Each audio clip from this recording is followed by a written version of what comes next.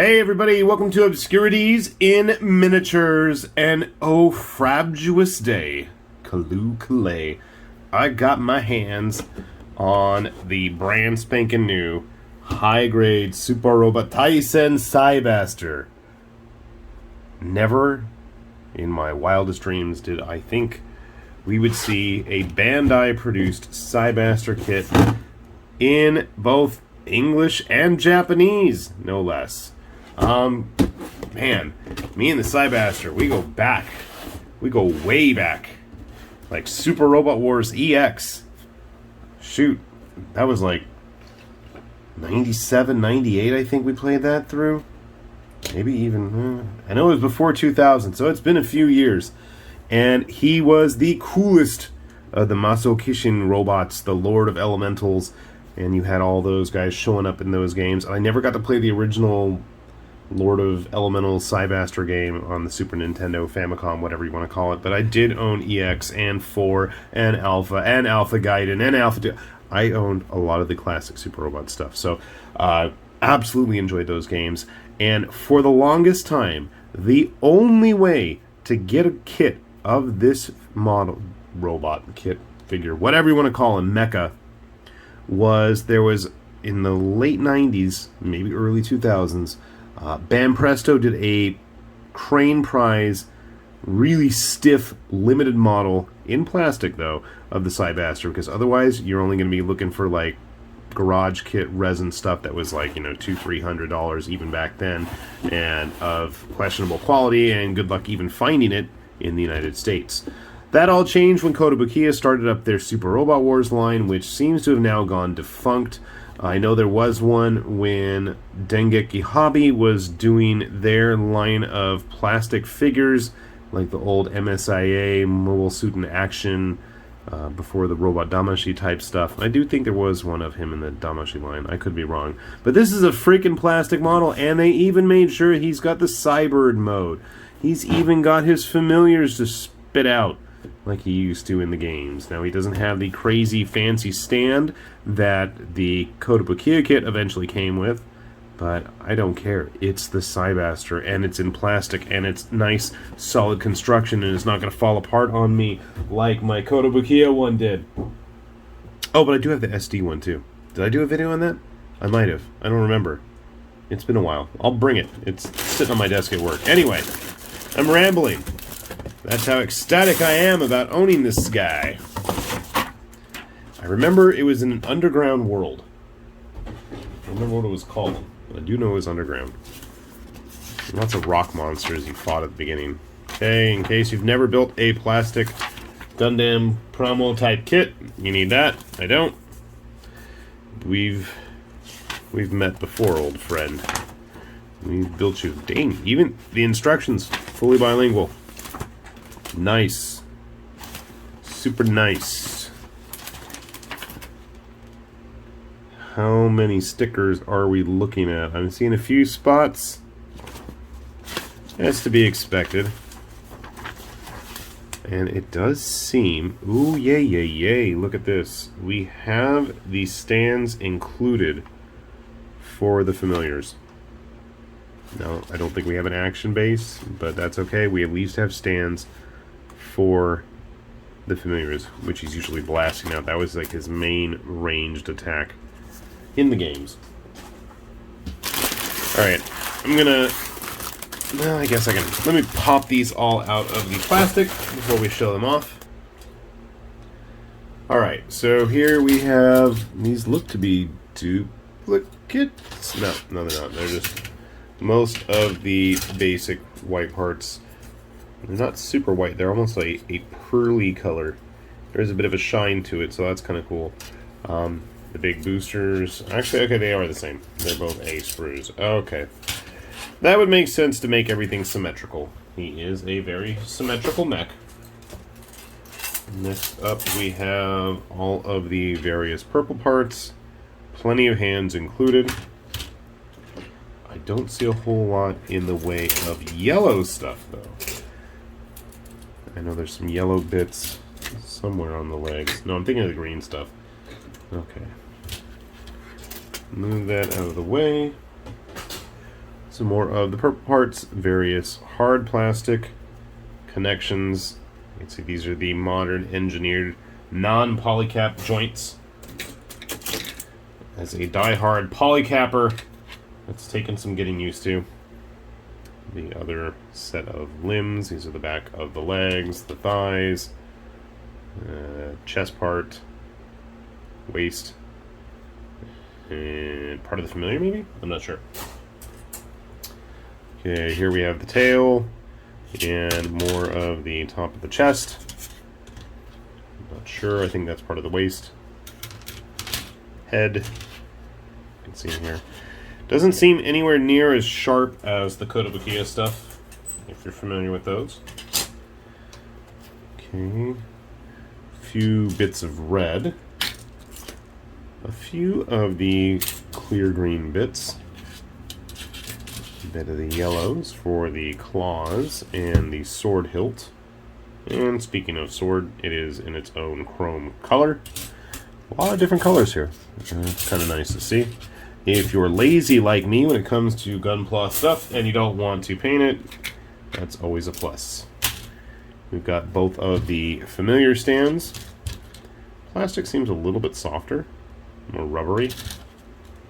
Don't know if that means anything. Hey, now check this out. This is actually kind of cool. I didn't know this was actually included, but they've got one of the actual action bases with the whole kit and caboodle here. Very nice touch, so if you want to put him into Cybird mode, you absolutely can. And finally, just in case you're curious, that's it. That's it for the decal sheet. And no, you don't get to see me. Haha, I'm hidden. Yeah, there's not too much. Again, I feel kind of spoiled having built the Kotobuikya stuff first.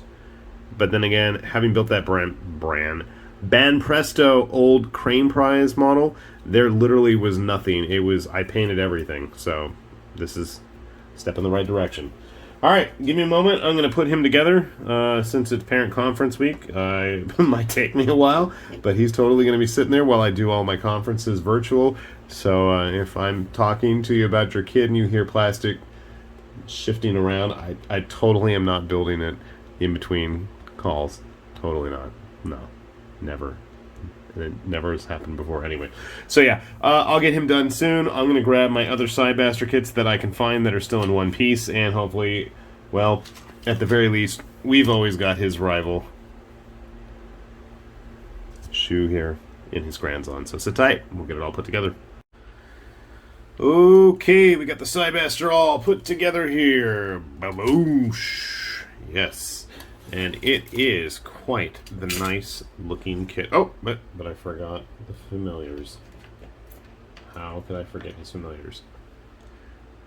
I thought this is a cool little idea. Usually, I want to say even the Kotobuikya kit had the high familiars included, but then you couldn't do anything with them. So this is a nice little touch to have fully adjustable stands as Masaki sends his cats off to, you know, collide and fight with all of the giant machines and demons and monsters that, you know, populate his world. So, in terms of stability, having built the Koto kit, I gotta say, first off, the fact that he actually can stand up and I don't have to put the extra claws down on the back is a major plus. That was one thing that, while, you know, not game accurate, because the games came before the god-awful anime, at least the Cybaster anime that they tried to make. I never got a chance to see the Super Robot Wars one, so I couldn't really comment on that, but the actual Cybaster anime was awful. That was a early 2000s and never, so. Anyway, he does have his Cybird mode. I don't really care about it, so I'm not even going to bother going into it. The colors, from my recollection, are all quite accurate. Yeah, there's a little bit of decal work here and there, but, you know, it's a bit inevitable. I mean, a little bit of paint there, like on the back of his backpack, can go a long way towards alleviating those stickers. I might take them off. My biggest concern and the biggest worry are those giant booster wings of his, and thankfully he stands up quite well on his own. Now, obviously he did have a stand included. I don't have it handy because I don't tend to display them on stands, but it is included nonetheless, something to be aware of. Obviously, he has his sword. He doesn't have his upgraded super one that he gets later on in some of the newer games, but I don't think that's the end of the world here. Posability is quite nice. I'm not going to bother sitting there flexing and fussing with it. I mean, he can move what he needs to move. He is quite sharp and pointy, not as bad, again, as the Kotobuikya kits, but pointy nonetheless. So you can see how it kind of flops around. That's my big concern. The Kotobuikya kit got really floppy really fast, and that was a major issue with it.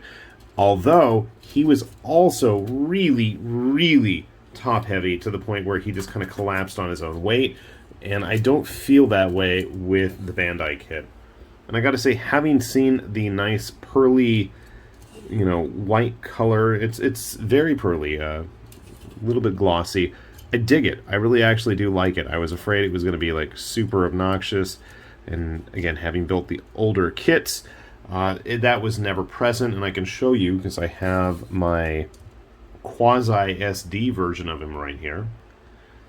While I don't recall any decals on this version of him, I'd say this guy is even more limited in terms of posability, but, he's just kind of a cutesy posed model. So you can see there, good size difference.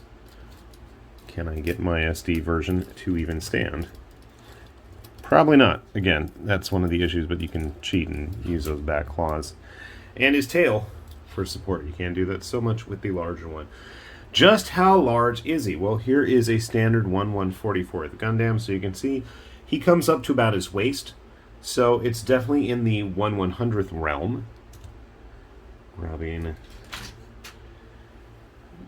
Masaki's rival here, showing his Grands-on. Man, I wish I got a Neo Grands-on.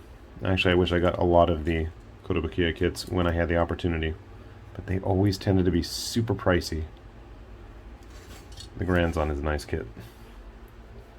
Almost comparable in size, which is something, because the Grands-on itself tends to tower over its opponents in the game and be quite massive. Or maybe I'm just thinking of the Neo Grands-on. But, in terms of quality, if you're going to get a Kotobuikya kit, you're going to be paying Kotobuikya prices, so that's also something to be aware of, whereas this is a Bandai kit, and the prices are going to be a lot more reasonable, even if you import it. I mean, obviously I pick mine up in the States, but the fact that it's in distribution, at least in the States, bodes well for those of you in places outside the US as well. So hopefully you should be able to get this, seen as it's not some kind of weird, premium Bandai thing. So fingers crossed in that regard. I also like the fact that even though there is very little in the way of decals and stickers, other than like the little bits on the binders here, I mean, color-wise, I feel like it actually looks a little bit better than the squished up version. And yeah, like I said, I know I'm being very static and boring with it, but if you really want to go see a review where they sit there and play with it, I mean, maybe I'm not the best one. Overall, in terms of quality and pricing, I feel like this is a good kit, good deal, and especially if you spend a lot of time with this mech in the old Super Robot Wars games, I would assume that you're going to have a lot of nostalgic value.